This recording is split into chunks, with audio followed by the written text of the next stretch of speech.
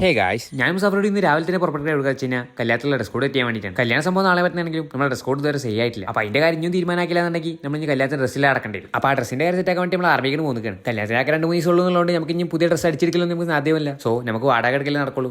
ഇവിടെയാണെങ്കിൽ പിന്നെ നമുക്ക് കുർത്തിയും ജുബിയും ലോഫറും ഷൂസും എല്ലാ സാധനങ്ങളും ഉണ്ട്. വന്നു കഴിഞ്ഞിട്ട് സെറ്റാക്കുക, സാധനം എടുക്കുക, ബനോട് പറയാ പോവുക. അങ്ങനെ നമ്മൾ ഡ്രസ്സിന്റെ കാര്യം സെറ്റാക്കി നമ്മൾ മുസാഫർ ഫണ്ടും കൊടുത്ത് ഡൺ. അടുത്ത നമ്മൾ അവിടെ നേരെ പോകുന്നത് നമ്മുടെ ബാക്കി കിട്ടാത്തവർക്കുള്ള ഡ്രസ്സ് എടുക്കാൻ വേണ്ടിയിട്ടാണ്. ഇനി കിട്ടാത്തൊക്കെ കുട്ടികളായിട്ടുണ്ടെങ്കിൽ ഒരു തുണി എടുത്ത് അടിക്കാനാണ് നമ്മൾ വിചാരിച്ചത്. അതുകൊണ്ട് നമ്മൾ നേരെ പരാക്ക വിട്ടു. അവിടെ ചെന്ന് നമ്മൾ തുണിയോട് മാച്ചായ ഒരു തുണി തരുകൊണ്ടിരിക്കുകയാണ്. അങ്ങനെ പരാഗിന്റെ അടിമോളൊക്കെ അടിമുട്ടി പരിശോധിച്ച ശേഷം നമുക്ക് അവസാനം നമ്മളെ തുണിയോട് മാച്ചായിട്ടുള്ള ഒരു തുണി കിട്ടി. അതിന്റെ ഇടയിൽ ഒരു 5 മിനിറ്റിന്റെ ഒക്കെ അവിടുത്തെ പണിക്കാരനെ പോലെ നമ്മൾ സാധനങ്ങളൊക്കെ കുറെ വാങ്ങി കഴിഞ്ഞപ്പോഴാണ് നമ്മൾ ആ ബോർഡ് ശ്രദ്ധിക്കപ്പെട്ടത്. ഫിക്സഡ് റേറ്റ് ആണ്, നോ ബാർഗൈനിങ്.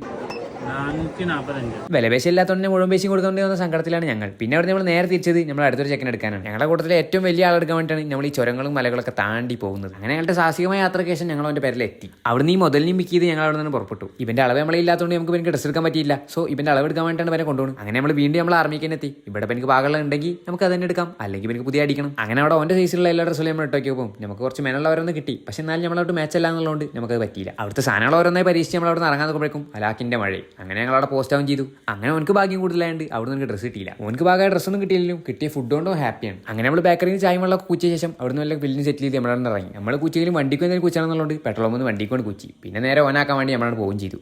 അപ്പോൾ ഓക്കെ.